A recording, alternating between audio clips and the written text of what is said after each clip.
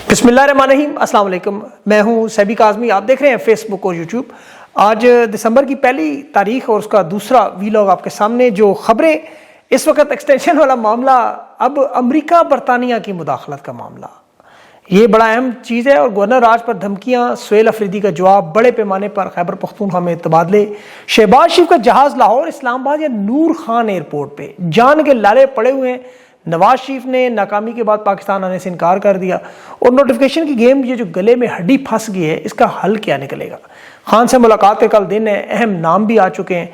अडियाला और इस्लामाबाद बैक वक्त दमादम मस्त कलंदर होने जा रहा है। खान के बेटे कासिम खान का राउटर्स को इंटरव्यू भी, और मारूफ सहाफ़ी मारियो नवाफल के अलीमा खान के इंटरव्यू के बाद जान के खदशात की ट्वीट। नामजद अपोजिशन लीडर महमूद अजगज़ई पर भी कल एक बड़ा ब्लंडर हुकूमत मारने जा रही है। IMF वर्ल्ड बैंक की रिपोर्ट के बाद मुआशी सूरत हाल की आज तीसरी रिपोर्ट खतरनाक। और कतर तुर्की के बाद अब सऊदी अरब में अफगान पाकिस्तान के मुज़ाकरात, और नेतन्याहू ने भी करप्शन पे माफ़ी इस्तिस्ना मांग लिया। सबसे पहले नोटिफिकेशन वाली हड्डी जो गले में फंसी हुई है, ना निकली जा रही है ना उगली जा रही है।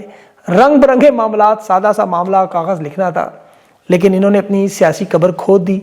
और मसाइल अब इस नहज पर पहुंच चुके हैं कि अब असल मालिकान मैदान में आ रहे हैं। शहबाज शरीफ को जो लंदन से बुलाया जा रहा है, ल्यूटन एयरपोर्ट से उसका जहाज अब कहाँ उतरेगा, ये बड़ा अहम मामला है। इस्लामाबाद या लाहौर? अगर ये इस्लामाबाद लाहौर की बजाय नूर खान एयर बेस की तरफ जा रहा है, जो कि नजर आ रहा है फ्लाइट ट्रैकिंग डाटा पे, ओपन सोर्स इंफॉर्मेशन पे ये तफसीलात है, ये एक्सटेंशन की वजह से नूर खान एयर बेस पे उतारना। और नूर खान एयर बेस जरा जेहन में रखें कि यहाँ अमेरिका का बड़ा मजबूत सेटअप है। शहबाज शरीफ अगर यहाँ उतरता है तो उसका मतलब है कि एक्सटेंशन के मामलात लंदन अमेरिका में तय हुए हैं, और इसमें इनकी मुदाखलत आप कह लें। और ये याद रखें कि इन दोनों ममालिक की, यूरोप की बड़ी गहरी नज़र है, बल्कि अरब दुनिया की भी, क्योंकि पसे पर्दा जो मुदाखलत है, दबाव है, शराइत है, इशारे हैं या वीटो पावर, ये इनके पास है। अमेरिका बराह रास्त पाकिस्तान में आर्मी चीफ नहीं लगाता, लेकिन जब उन्हें कोई जनरल पसंद ना हो तो उसे रोक देते हैं, जब चाहें तो सीवी कर देते हैं। हुकूमतों पर दबाव भी ऐसे डालते हैं क्योंकि उनके पास IMF है, वर्ल्ड बैंक है, फैटफ है, असलिया की इमदाद है। और वज़ीर-ए-आज़म आर्मी चीफ को बराए नाम लगाता है। असल मंजूरी वाशिंगटन, पेंटागन, सेंटाकॉम, स्टेट डिपार्टमेंट और CIA की होती है। ये पाकिस्तान की तारीख है। अफगान वॉर जब हुई थी तो पाकिस्तान में एक जनरल चाहिए था जो सोवियत यूनियन के खिलाफ मुकम्मल जंग में साथ दे, तो ज़िया-उल हक की तोसी की गई थी, पूरा निज़ाम बदला गया था, अमरीकी ब्लॉक फ्रंट लाइन का पाकिस्तान को हिस्सा बनाया गया। 99 में मुशर्रफ ने जब मार्शल लॉ लगाया तो बरतानिया अमेरिका दोनों ने सफारती मदद की, सहूलत की, इत्तेहादी बनाई। और सेंटाकॉम पाकिस्तान की इस्टेब्लिशमेंट के अंदर लाइन ऑफ कमांड में बड़ा अहम असर ज़रूर रखता रहा। मुशर्रफ को आइनी हैसियत, कानूनी हैसियत, जो आलमी सतह पर फैसिलिटेशन थी वो होती रही। कियानी के मामला भी 3 साल की तोसी में अमरीकी वज़ीर दिफा गेट्स और सेनेटर जॉन कैरी ने बराह रास्त पाकिस्तान पर दबाव डाला कि हमें अफगानिस्तान में अमरीकी इनखला के लिए तसलसल चाहिए और जनरल कियानी को पूरे इख्तियारात दिए जाए। जनरल बाजवा की तोसी के बाद अमेरिका, बरतानिया और अरब रियासतें मुकम्मल तौर पर अप्रूवल दे रही थी। नून लीग, पीपल्स पार्टी, बल्कि तहरीक इंसाफ को भी मिलाया, जनरल बाजवा को तोसी दी। तो अमेरिका बराह रास्त असर और सुख नहीं लगता, लेकिन बरतानिया के जरिए करता है। और ये शहबाज शरीफ लंदन गया था, तो ये जो नोटिफिकेशन लटक गया, या इदारे के अंदर की जो खबरें, या हुकूमत एस्टेब्लिशमेंट का जो बहरान है, और फिर ऐसे वक्त पे कि जब खैबर पख्तूनख्वा में गवर्नर राज का मामला, ये बड़ा इंटरेस्टिंग है, अफगानिस्तान के साथ जुड़ा हुआ मामला, जहां मुआशी मसाइल हमारे IMF के मुज़ाकरात सख्त तरीन, इसराइल और गजा की जंग में पाकिस्तान की हसास पोजीशन, कालादम तंजीमों की पाकिस्तान में असर और सूख बढ़ना, भारत का और अफगानिस्तान का जो अगले आपको पता मुज़ाकरात सऊदी अरब में जा रहे हैं, अमेरिका की स्ट्रेटेजिक डील्स हुई हैं, फिर चीन के ताल्लुकात, मादनियात, ये सब जेहन में रखें कि मुल्क के अंदर खाना जंगी की फ़ज़ा, ताकि मईशत समेत तमाम बरा, ये तारीख में आपको बता रहा हूँ कि जब दाखिली निज़ाम फेल हो तो फिर अमेरिका, बरतानिया, अरब रियासतें क्या करती हैं, उनका वारदात का तरीका, मुदाखलत का तरीका, नोटिफिकेशन उनकी मर्जी पर होना ना होना, ये सब कुछ नजर आता है। कानून के मुताबिक जो उन्होंने अपने लिए मसाइल खड़े किए हैं, देखें 27वीं आईनी तरमीम और आर्मी एक्ट में जो तरमीम, यहाँ आर्मी चीफ के ओहदे की मुद्दत 3 साल, 5 साल या 10 साल कर दें। अब जो समझने वाली बात है कि इसमें ओहदे के बारे में लिखा जाता है, क्योंकि कानून है कि चीफ ऑफ आर्मी स्टाफ की मुद्दत 5 साल, चीफ डिफेंस फोर्स का ओहदा 5 साल का। इसमें उन्होंने कहीं भी ब्रैकेट में ये नहीं लिखा कि field marshal army Asim Munir साहब, इनकी अगली मुद्दत 5 साल है। ये नोटिफिकेशन में लिखना था जो 29 नवंबर को जारी होना था। अब कानून में हमेशा देखें फ्रेमवर्क बनाया जाता है, असल फैसला नोटिफिकेशन करता है। मिसाल के तौर पर देखें, शहबाज वज़ीर-ए-आज़म की फर्ज करें तनख्वाह 10 लाख, اب اس کا یہ مطلب نہیں کہ یہ تنخواہ شہباز شریف کی ہے، یہ اس عہدے کی تنخواہ ہے۔ شہباز شریف کو 10 لاکھ تنخواہ چاہیے تو اسے نوٹیفیکیشن میں لکھنا ہوگا کہ یہ شخص وزیر اعظم پاکستان ہے۔ اسی طرح آرمی چیف کے معاملے میں جو قانون ہے جو عہدے کی تعریف کرتا ہے، تشریح کرتا ہے، وہ یہ نہیں کہتا کہ اس شخص کے لیے بات ہوگی نوٹیفیکیشن میں یا 27ویں یا 28ویں ترمیم میں کہ لکھا ہوگا جنرل عاصم منیر کا نام یا CDF کا عہدہ 5 سال یا 10 سال، اگر یہ بریکٹ میں لکھتے تو پھر معاملہ ختم تھا۔ اب ترمیم عہدے کی بنتی ہے، نوٹیفیکیشن اس شخص کو عہدے پر بٹھاتا ہے۔ 29 تاریخ کو جنرل عاصم منیر کو اس عہدے پر نہیں بٹھایا گیا، ٹیکنیکل قانونی طریقے سے یہ ریٹائرڈ ہے۔ بے شک طاقت کے ذریعے تو صدر پاکستان بن جائیں، وہ عمران خان تو کہتے ہیں نا جنگل کے بادشاہ ہیں، تو یہ اپنی مرضی سے جو چاہیں کریں۔ 7 لاکھ کی فوج ہے، ٹینک ہے، بندوقیں ہیں، ایٹم بم ہے، لیکن اخلاقی، قانونی اور آئینی سطح پر اس عہدے سے ریٹائر ہے۔ اس نوٹیفیکیشن کے بعد حکومت نے خود کیا یہ سب کچھ۔ اب اگلا مرحلہ جو ہے وہ وزیر قانون کی تقریر آپ سنیں۔ اس نے کہا جی گورنر راج قانون اور آئین کا حصہ مارشل لا نہیں ہے، ہم گورنر راج لگانے جا رہے ہیں۔ یہ وزیر اعلیٰ خیبر پختونخوا کو کہہ رہا تھا کہ پولیس کے ڈالے، سرکاری کلچر، سرکاری بندوقیں لے کر آتے ہیں، اب ہم وہاں گورنر راج لگائیں گے، اور یہ صرف اور صرف نوٹیفیکیشن کی وجہ سے معاملہ رکا۔ یاد رکھیں نوٹیفیکیشن ہونے کے بعد یہ ہو سکتا ہے گورنر راج کی طرف چلے جائیں۔ اس کی وجہ ایک تو تحریک انصاف کا اکٹھ ہے، یہ جو تحریک شروع ہونے والی، میں آگے چل کے آپ کو بتاتا ہوں وہ بھی۔ اس پر انہوں نے باقاعدہ دھمکیاں دی کہ جی ہائی کورٹ کا حکم آ چکا ہے، سہیل آفریدی کے کل کے اکٹھ کے بعد 1 انچ بھی ادھر ادھر ہوئے تو نااہل کر کے خیبر پختونخوا گورنر راج لگا دیں۔ یہ آن ریکارڈ سٹیٹمنٹ آ گئی ان کی قومی اسمبلی کے اندر کہ ہمارے پاس اب کوئی آپشن نہیں ہے، گورنر راج کی طرف جا رہے ہیں۔ سہیل آفریدی نے تو جواب دے دیا، بیان دے دیا، اس کا ہمت ہے تو آ کے لگا کے دکھاؤ، بلکہ 2 قدم آگے بڑھ کے پورے صوبے میں ٹرانسفرز اور تبدیلیاں بھی کر دیں، اور یہ بڑا اہم تھا، خاص طور پر معدنیات کے وہ افسران اور سیکٹری تبدیل کیے، کمشنر بھی تبدیل کیے۔ اب یہ تعیناتیاں آئندہ آنے والے دنوں میں آپ کو نظر آئے گا اس کا معاملہ کیا، بیوروکریسی کیوں اتنی اہم۔ یہ صورتحال اتنی سنجیدہ، حساس اور خطرناک ہے کہ یہ ریاستی وجود جو ہے، صوبائی خود مختاری، عوامی رد عمل۔ اب خیبر پختونخوا میں PTI کا 90% مینڈیٹ ہے، PTI کے نوجوان سب سے زیادہ سیاسی طور پر سرگرم ہیں۔ یہاں پر اگر گورنر راج لگانے کی کوشش کریں تو اس کا مطلب ہے کہ عوامی حق ارادے کی توہین کی جا رہی ہے۔ یہ بڑے پیمانے پر پھر احتجاج، مارچ، دھرنے پر شروع ہوتے ہیں۔ اب یہاں یاد رکھیں کالعدم تنظیمیں پہلے سے متحرک ہیں، سیکورٹی فورسز پہ حملے بھی ہو رہے ہیں، بارڈرز کے پاس افغانستان کی صورتحال بھی آپ کو پتہ ہے۔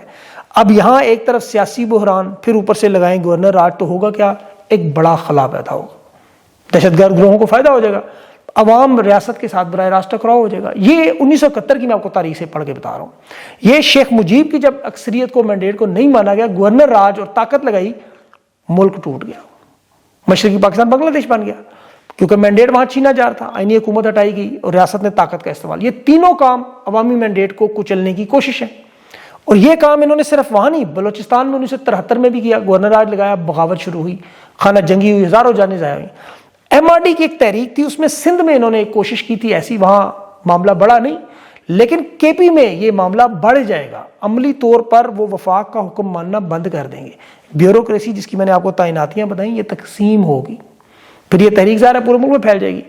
یہ خدا نہ خواستہ بڑا خطرناک پاکستان توڑنے والا معاملہ حکومت کر رہی ہے، کیونکہ حکومت اس وقت مکمل تباہی، ناکامی اور فیل ہو گئی ہے۔ اس کی ثبوت آگے ہیں، 3 رپورٹس آئی ہیں۔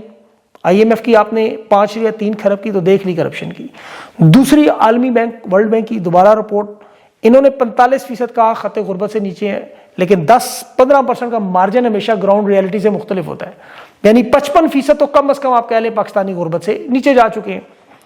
اب اس سے اگلی رپورٹ جو FBR نے جاری کی، یہ بڑی امپورٹنٹ ہے کہ عوام کو انہوں نے گنے کی مشین میں ڈال کے پیسا، لیکن FBR یعنی ٹیکس اکٹھا نہیں کر سکے، خسارہ 482 ارب۔ اب یہ معمولی خبر نہیں ہے، یہ ہے گہری معاشی تباہی، کہ پاکستان کی عوام کے پاس آمدنی اتنی نہیں رہی کہ وہ بنیادی ضروریات پوری کرنے کے لیے، گھر چلانے کے لیے، بجلی گیس کرائے کے بل، کھانا اپنا 2 وقت کا پورا کرنے کے لیے ان کے پاس نہیں ہے۔ وہ ٹیکس کہاں سے دیں گے؟ یہاں تو زندہ رہنے کی لڑائی ہے۔ مہنگائی اس حد تک بڑھ چکی ہے کہ بچت تو چھوڑیں، لوگوں کی قوت خرید ہی نہیں رہی، اب ٹیکس کہاں سے دیں گے وہ؟ ریاست کی یہ آتی ہے سب سے بڑی ناکامی۔ اور دوسرا پہلو عوام کا اعتماد، جب لوگوں کو یہ پتا ہو کہ ٹیکس دینے کا فائدہ نہیں، ہم ٹیکس دیں گے، یہ کرپشن میں ڈوبے ہوئے حکمران کھا جائیں گے سب۔ یا IMF دیکھیں نا 5 یا 3 کھرب کی رپورٹ کھا گئے، کسی کو پتا ہے وہ پیسے کدھر ہیں؟ یہ ہے ریاست کی ناکامی، کہ لوگ جب ٹیکس دینے کے جو قابل ہیں وہ آپ کے اوپر اعتماد نہ کریں، اور جو پیچھے رہ جائیں عام لوگ وہ دینے کے قابل ہی نہ رہیں۔ اب آپ ان حالات میں پھر کیا دیکھتے ہیں؟ خاموش انقلاب، جنریشن زی، یہ جو ساری دنیا میں ہوا، حکومت اپنے اقتدار کے خود لوازمات بنا رہی ہے کہ عوام مجبور ہو جائے اپنے حقوق کے لیے کھڑے ہونے کے لیے. پھر عمران خان کے لیے نہیں، اپنے حقوق کے لیے. طاقت اور اقتدار کے نشے میں ہر ڈکٹیٹر، ہر امیر نے وہی کیا جو یہ کر رہے ہیں، اور اس کا نتیجہ پھر قوم بھگتتی ہے. یہ جو حکومتی کشمکش آپ دیکھ رہے ہیں، ابھی وفاقی وزیر خزانہ محمد اورنگزیب کو قربان کرنے جا رہے ہیں کہ وزارت خزانہ نے SIFC ہو یا معیشت و تباہ کی ہے. انہوں نے نون لیگ پہ ملبہ ڈالا، نون لیگ نے محمد اورنگزیب پہ ڈال دیا، اب اسے شاید آج کل فارغ کر دیں.